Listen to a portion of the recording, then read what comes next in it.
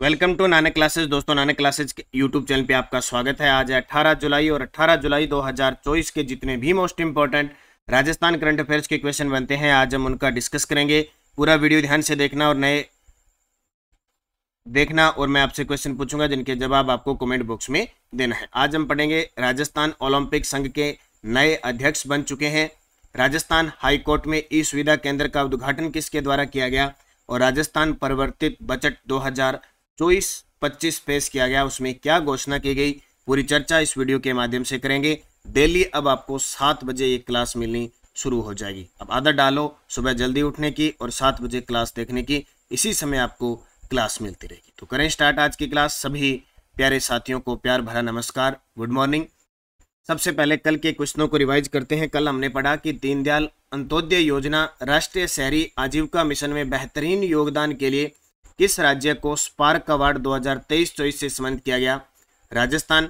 13 जुलाई 2024 को रालसा की ओर से आयोजित दूसरी राष्ट्रीय लोक अदालत में कितनी बेंचों का गठन किया गया, 511 और फर्स्ट में 499 थी। परिवार कल्याण के क्षेत्र में उत्कृष्ट सेवाओं के लिए परिवार कल्याण प्रोत्साहन पुरस्कार योजना के अंतर्गत प्रथम पुरस्कार किस जिले को प्रदान किया गया, तो बांसवाड़ा। हमारा संविधान हमारा सम्मान का दूसरा क्षेत्रीय आयोजन प्रयागराज में 16 जुलाई 2024 को हुआ। इसका पहला आयोजन बीकानेर के अंदर हुआ था। फिर हमने पढ़ा राजस्थान की पहली भू प्रबंधन अधिकारी व पदेन राजस्व अपील अधिकारी न्यायालय का कैंप कोर्ट कहाँ खोला जाएगा, वल्लभनगर उदयपुर। बजट 2024-25 घोषणा अनुसार उत्कृष्ट पत्रकारिता हेतु पत्रकारों को सम्मानित करने के लिए कौन सा अवार्ड दिया जाएगा, बिशन सिंह शेखावत पत्रकारिता अवार्ड। और भारतीय पुरातत्व विभाग ने के डेटा के अनुसार 2023-24 में चांद बावड़ी दौसा को देखने के लिए कितने विदेशी पर्यटक आए, 96,080। और राज्य में कृषि गणना 2015-16 के अनुसार कुल प्रचलित भूमि जोतों की संख्या है 76.55 लाख। इसका जो टेस्ट है आपको नानक क्लासेज ऐप में जो टेस्ट सीरीज चल रही है 1 जनवरी से 31 दिसंबर 2023 यानी वार्षिक है ये। डेली टेस्ट, वीकली टेस्ट और मंथली आपको टेस्ट मिल रहा है। आप इस टेस्ट सीरीज को ज्वाइन कीजिए, इसमें टेस्ट रोज मिल जाता है। और टेलीग्राम ज्वाइन कर लीजिए नानक क्लासेस शिव सर, इसमें आपको शाम को क्विज भी प्राप्त होती है और शाम को पीडीएफ भी प्राप्त हो जाती है। किसी भी समस्या के लिए आप मेरे से इंस्टाग्राम पर भी संपर्क कर सकते हैं पर्सनली, कोई स्टडी से संबंधित हो। अब करें आज की क्लास की शुरुआत। पहला प्रश्न, एक बार सेशन को सारे विद्यार्थी शेयर कर दो, लाइक कर दो, जिसने चैनल को सब्सक्राइब नहीं किया है वो कर दो। और एक सूचना और मैं चलते चलते बता देता हूं कि हमारी राजस्थान करंट अफेयर्स की अर्धवार्षिक पुस्तक है वो बाजार में उपलब्ध हो चुकी है। ऑनलाइन ऑफलाइन दोनों ही सुविधा है। आप जरूर हर एक विद्यार्थी के टेबल पर यह पुस्तक होनी चाहिए। आज का पहला प्रश्न, राजस्थान ओलंपिक संघ के नए अध्यक्ष बनाए हैं। वेरी वेरी इंपॉर्टेंट प्रश्न है। अब निर्विरोध अध्यक्ष बनाए जा चुके हैं और अब चेंजिंग नहीं होगी। इतने दिन कोई कार्यवाह कोई किसी गुट का रहा था। तो राजस्थान ओलंपिक संघ के नए अध्यक्ष बनाए गए हैं तेजस्वी गहलोत। किसको बनाया गया? तेजस्वी गहलोत। याद रखना, सुधांश पंत कौन है, नवीन महाजन कौन है, सारे जितने भी पदाधिकारी है उनको समय समय पर मैं क्लास दे के आपको बता रहा। तो राजस्थान ओलंपिक संघ के नए अध्यक्ष, और अभी ओलंपिक कहाँ हो रहा है? पेरिस के अंदर शुरुआत होने जा रही है, फ्रांस के अंदर। तो राजस्थान ओलंपिक संघ के नए अध्यक्ष तेजस्वी गहलोत। देखो, नई सरकार बनी तो सब पदाधिकारी चेंजिंग में चल रहे हैं। राजस्थान के नए मुख्य सचिव सुधांश पंत, राज्य निर्वाचन आयोग के निर्वाचन अधिकारी नवीन महाजन, और मुख्य चुनाव आयुक्त कौन है? डॉक्टर मधुकर गुप्ता। राजस्थान के नए महाधिवक्ता कौन बन गए? राजेंद्र सिंह गुप्ता। राज्य मानवाधिकार आयोग के नए अध्यक्ष गंगाराम मूलचंदानी, और राज्य मुख्य सूचना आयुक्त ML लाठर, मोहनलाल लाठर। ये कुछ पदाधिकारी जिनको याद करना है। IHF ट्रॉफी हैंडबॉल चैंपियनशिप का आयोजन कहाँ किया गया जिसमें भारत विजेता रहा? बहुत बड़ी बात है। IHF कौन सी ट्रॉफी है? ये हैंडबॉल चैंपियनशिप ट्रॉफी है। कौन सी? हैंडबॉल यानी इंटरनेशनल ये हैंडबॉल ट्रॉफी है। इसका आयोजन अपने राजस्थान के जयपुर के अंदर हुआ और विजेता कौन रहा? भारत। यानी अंतरराष्ट्रीय स्तर की चैंपियन ट्रॉफी थी हैंडबॉल की, उसका आयोजन हमारे राजस्थान के जयपुर में किया गया और विजेता कौन रहा? भारत। हमारा देश ही क्या रहा? विजेता रहा। देखो, IHF ट्रॉफी हैंडबॉल चैंपियनशिप का आयोजन सवाई मानसिंह इंडोर स्टेडियम जयपुर में किया गया। इसमें भारत युवा और जूनियर वर्ग में विजेता रहा। यानी दो प्रकार की प्रतियोगिता थी, एक तो युवा वर्ग और एक जूनियर वर्ग में थी। दोनों में विजेता रहा। जो युवा वर्ग का खिताबी मुकाबला है वो भारत ने बांग्लादेश को 56-36 से हराया और इसमें मालदीव को हराकर नेपाल ने तीसरा स्थान हासिल किया। यानी पहला भारत, दूसरा बांग्लादेश उपविजेता रहा और तीसरा नेपाल। उसी प्रकार जूनियर वर्ग के फाइनल में भारत ने बांग्लादेश को हराया 55-25 से और नेपाल को हराकर मालदीव तीसरे स्थान पर रहा। यानी यूथ वर्ग के अंदर भारत, बांग्लादेश और नेपाल 3 पद, जबकि जूनियर वर्ग में भारत, बांग्लादेश और मालदीव। तो हमें भारत ने बांग्लादेश को हराकर कौन सी IHF ट्रॉफी हैंडबॉल चैंपियनशिप का आयोजन किया गया, जिसका आयोजन स्वयं मानसिक इंडोर स्टेडियम जयपुर में किया गया था। प्रदेश के परिवर्तित बजट 2024-25 में खेल से संबंधित प्रस्तावित किए गए। देखो 10 जुलाई को बजट आया था, उसके बाद क्या होता है, बजट पर वाद विवाद होता है और फिर जो कुछ चीजें रह जाती है वो वित्त मंत्री के द्वारा और घोषणाएं की जाती है, वो होता है परिवर्तित बजट। तो परिवर्तित बजट 2024-25 में खेल से संबंधित क्या प्रस्ताव किए गए, तो शाहबाद 12 में सहरिया जनजाति वर्ग हेतु तीरंदाजी और एथलेटिक्स खेल अकादमी स्थापित की जाएगी। अजमेर जिला मुख्यालय पर एथलेटिक्स खेल अकादमी की स्थापना की जाएगी और कपासन चित्तौड़गढ़ में इंडोर स्टेडियम बनाया जाएगा। ये कुछ खेल से संबंधित घोषणाएं उपयुक्त सभी सत्य है, उपयुक्त सभी सत्य है। तो शाहबाद 12 में सहरिया जनजाति वर्ग हेतु तीरंदाजी व एथलेटिक्स खेल अकादमी, अजमेर जिला मुख्यालय पर एथलेटिक्स खेल अकादमी की स्थापना और कपासन चित्तौड़गढ़ में इंडोर स्टेडियम। वित्त मंत्री दिया कुमारी ने प्रदेश के परिवर्तित बजट 2024-25 में खेल से संबंधित प्रस्ताव किए हैं। शाहबाद 12 में सहरिया जनजाति वर्ग हेतु तीरंदाजी व एथलेटिक्स खेल अकादमी और जिला अजमेर में एथलेटिक्स खेल अकादमी की स्थापना और कपासन चित्तौड़गढ़ में इंडोर स्टेडियम बनाने की घोषणा की। सारे परीक्षा की दृष्टि से इंपॉर्टेंट बनते हैं। प्रदेश के परिवर्तित बजट 2024-25 के बारे में सत्य कथन बताइए। 2-3 क्वेश्चन इंपॉर्टेंट बनते हैं, उनकी चर्चा करेंगे। अलवर और भरतपुर में विज्ञान केंद्र की स्थापना की जाएगी। भरतपुर में डिजिटल प्लेनेटोरियम स्थापित किया जाएगा। जयपुर में SRSAC का उपकेंद्र खोला जाएगा। उपयुक्त सभी। अब देखो यहाँ आपको बहुत कम है कि जोधपुर देखने को मिलेगा, अब आपको ज्यादातर भरतपुर, जयपुर तो है ही है, भरतपुर खूब देखने को मिलेगा क्योंकि भरतपुर जिला किसका है, मुख्यमंत्री भजन लाल शर्मा का। अशोक गहलोत जब मुख्यमंत्री थे तो जोधपुर जिला था उनका गृह जिला, तो खूब सारे जोधपुर को सौगात पे सौगात, सौगात पे सौगात। अब भरतपुर का नाम देखो, अलवर भरतपुर में विज्ञान केंद्र की स्थापना, भरतपुर में डिजिटल प्लेनेटोरियम स्थापित किया जाएगा और जयपुर में SRSAC का उपकेंद्र खोला जाएगा। सारे सही है। अब कुछ बजट की बातें हम कर लेते हैं। एक तो अलवर भरतपुर में 45 करोड़ की लागत से विज्ञान केंद्र की स्थापना होगी और भरतपुर में 13 करोड़ की लागत से डिजिटल प्लेनेटेरियम स्थापित किया जाएगा और जयपुर में SRSAC यानी रिमोट सेंसिंग एप्लीकेशन सेंटर का उपकेंद्र खोला जाएगा। कुछ बातें ये थी। अब कुछ और बातें। राजस्थान परिवर्तित बजट 2024-25 में क्या घोषणा है। एंटी नारकोटिक्स टास्क फोर्स का गठन होगा। दुर्लभ बीमारी से पीड़ित बच्चों को मुख्यमंत्री बाल स्वास्थ्य संबल योजना में 5,000 रुपए दिए जाएंगे। दिव्यांग गर्भवती महिलाओं को अब 10,500 रुपए मिलेंगे। यानी जो सरकार प्रधानमंत्री मातृ वंदना योजना के तहत मुख्यमंत्री अपने राजस्थान में 6500 रुपए दिए जा रहे थे, वैसे केंद्र में 5,000 है, फिर हमारी सरकार ने 6500 किए, लेकिन जो दिव्यांग गर्भवती महिलाएं हैं उनको 10,500 रुपए मिले। 500 पॉलिटेक्निक छात्राओं को स्कूटी दी जाएगी। 2000 नई डेयरी खोली जाएगी। 1000 सरस मित्र बनाए जाएंगे। 1000 सहकारी डेयरी समितियां खोली जाएगी। 15,000 वरिष्ठ नागरिकों को स्पेशल ट्रेन द्वारा अयोध्या ले जाएगा। अयोध्या राम जन्मभूमि जहां। Centre for excellence for tissue culture की स्थापना होगी। State institute of food technology entrepreneurship and management की स्थापना होगी। राजस्व न्यायालयों के न्यायिक कार्य हेतु online portal Rajasthan revenue court modernisation system लागू किया जाएगा। ये कुछ परिवर्तित बजट के अंदर घोषणा की गई थी, इनको याद रखना है।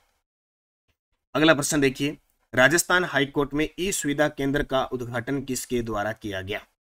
राजस्थान हाईकोर्ट में ई सुविधा केंद्र का उद्घाटन किसके द्वारा किया गया। अब लगातार सारी चीजें क्या है, डिजिटल हो रही है। लगातार क्या हो रही है, लगातार डिजिटल हो रही है। तो उत्तर आएगा वर्तमान राजस्थान हाईकोर्ट के 42वें मुख्य न्यायाधीश MM श्रीवास्तव यानी मनिंदर मोहन श्रीवास्तव इनके द्वारा राजस्थान हाईकोर्ट में ई सुविधा केंद्र की उद्घाटन किया गया।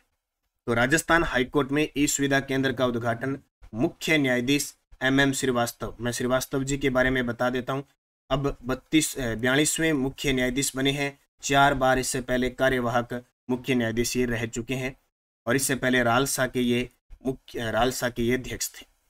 एक और बात याद रखना, राजस्थान उच्च न्यायालय के तत्कालीन मुख्य न्यायाधीश उस समय SS शिंदे ने 20 जुलाई 2022 को राजस्थान की पहली वर्चुअल अदालत का ई उद्घाटन किया था। ठीक है, ई सुविधा केंद्र का उद्घाटन पूछे तो वर्तमान मुख्य न्यायाधीश MM श्रीवास्तव, और 20 जुलाई 2022 को उस समय जो हमारे राजस्थान के मुख्य न्यायाधीश थे SS शिंदे, उनके द्वारा राजस्थान की पहली वर्चुअल अदालत का ई उद्घाटन भी इनके द्वारा किया गया था। अब बात राजस्थान हाईकोर्ट की आई है, तो राजस्थान हाईकोर्ट में 50 पद स्वीकृत हैं न्यायाधीशों के, लेकिन वर्तमान में 33 न्यायाधीश ही उपलब्ध हैं आज की तारीख के साथ। लास्ट झारखंड के जो कार्यवाहक मुख्य न्यायाधीश थे उनका ट्रांसफर अपने राजस्थान हाईकोर्ट में जस्टिस चंद्रशेखर साहब का हुआ है। DY Chandrachud Rajasthan supreme court, अपनी भारत में जो सुप्रीम कोर्ट है उसके मुख्य न्यायाधीश है। हाल ही में इन्होंने जो प्रयागराज के अंदर क्षेत्रीय सम्मेलन का उद्घाटन किया है, बीकानेर के अंदर इन्होंने उद्घाटन किया था, और जो गुड़ावन को संरक्षित करने के लिए कमेटी बनाई गई है वो भी किसकी अध्यक्षता में है, DY चंद्रचूड़ की अध्यक्षता में। ठीक है, कलराज मिश्र राज्यपाल है हमारे। मदन लाल शर्मा 15 दिसंबर 2023 को इन्होंने राजस्थान के 26वें और व्यक्ति के रूप में 14वें मुख्यमंत्री के रूप में शपथ ली थी। नीति आयोग द्वारा जारी SDG इंडिया इंडेक्स 2023-24 राजस्थान को कौन सा स्थान मिला? वेरी इंपॉर्टेंट प्रश्न है। अब SDG के बारे में खूब मैं आपको बता चुका हूं। नीति आयोग द्वारा जारी SDG इंडिया इंडेक्स 2023-24 में राजस्थान को स्थान मिला 11वां।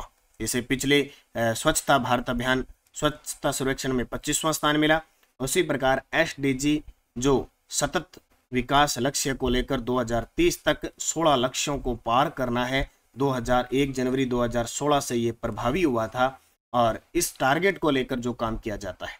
अभी हाल ही में राजस्थान के अंदर SDG इंडेक्स जारी किया गया था, 5.0 SDG इंडेक्स जारी हुआ था, जिसमें कौन सा टॉप रहा था? झुंझुनू जिला है वो टॉप रहा था। तो नीति आयोग द्वारा जारी SDG इंडिया इंडेक्स 2023-24, इस इंडेक्स में भारत का SDG स्कोर रहा 71, राजस्थान 67 स्कोर के साथ 11वें स्थान पर रहा, और उत्तराखंड और केरल पहले स्थान पर, जिनको अंक मिले 79। तो SDG इंडेक्स कुछ स्कोर होते हैं, उस स्कोर में जितना जो आएगा जिला, राज्य, केंद्र शासित प्रदेश वो उस स्थान पे होगा। तो इंडेक्स में अगर देखें तो भारत का SDG स्कोर है 71, राजस्थान का है 67 स्कोर किया है, और 11वें स्थान पे है। पहले स्थान पर है उत्तराखंड और केरल, जिन्होंने 79 स्कोर किया है। अब थोड़ी सी बातें, अब नीति आयोग 1 जनवरी 2015 से लगा, और SDG इंडिया इंडेक्स 2023-24 का संस्करण देखें तो इसका जो स्कोर ज्ञात किया जाता है वो 0 से 100 के बीच होता है, और उच्च स्कोर सतत विकास लक्ष्य की दिशा में अधिक प्रगति का संकेत करता है। अच्छा स्कोर अच्छा प्रगति की संकेत करता है। राज्य केंद्र शासित प्रदेशों को उनके SDG इंडिया इंडेक्स स्कोर के आधार पर निम्नानुसार वर्गीकृत किया है। आकांक्षी वो होगा जो 0 से 49 आएगा, प्रदर्शनकर्ता वो आएगा जो 50 से 64 होगा, अग्रणी वो होगा जो 65 से 99 होगा, और सफल होगा जो 100। देखो, आकांक्षी जिनको सुधार की पूरी जरूरत है, जिनको हर एक काम की स्वास्थ्य, चिकित्सा, जो भी शिक्षा है, कुछ भी है वो करना पड़ेगा, अभी वो पीछे चल रहे हैं सारी चीज में। प्रदर्शन, इसका मतलब प्रदर्शन करता है, प्रदर्शन कर रहे हैं, पूरी कोशिश 50 से 64, अग्रणी 65 से 99। प्रश्न आ जाएगा कि SDG इंडिया इंडेक्स 2023-24 के अनुसार राजस्थान को किस में रखा गया है? अग्रणी में, क्योंकि राजस्थान का स्कोर कितना है? 67। राजस्थान का स्कोर कितना है? 67। उत्तराखंड केरल भी अग्रणी में, यानी सफल वाले में तो कोई आया नहीं है।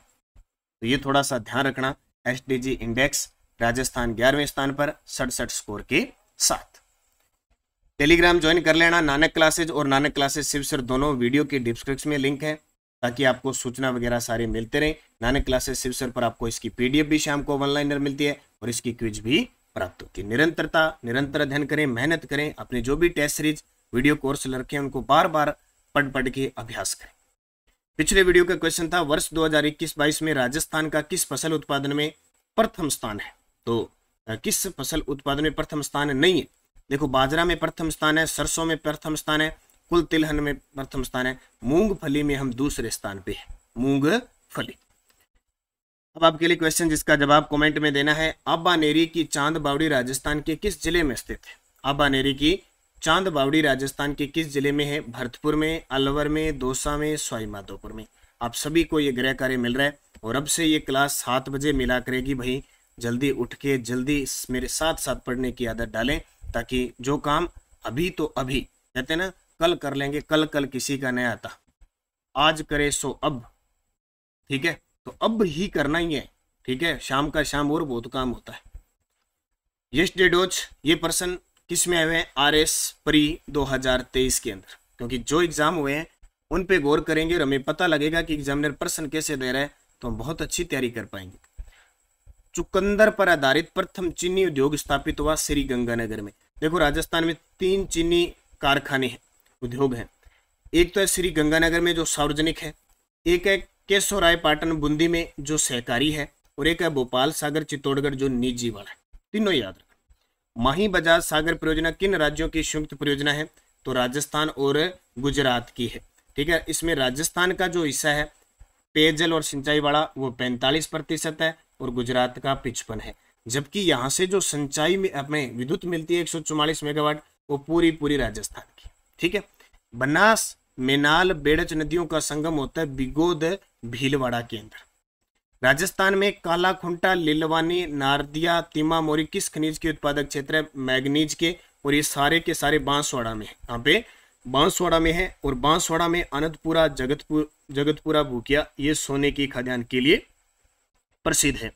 वर्ष 2001 से 11 के मध्य न्यूनतम 10 की जनसंख्या वृद्धि हुई, श्री गंगानगर की मात्र 10% बढ़ी, और सबसे ज्यादा है वो बाड़मेर की 32.5%। अब ये आपको याद रखना है। अब देख लो RS मेंस का एग्जाम होने जा रहा है, उसके बाद में वापस फिर वैकेंसी आ रही है, तो उसके लिए तैयार हो जाओ। टेस्ट सीरीज मैंने शुरू कर दी है RS प्री की, कोई भी विद्यार्थी ज्वाइन करना चाहता है ज्वाइन कर ले।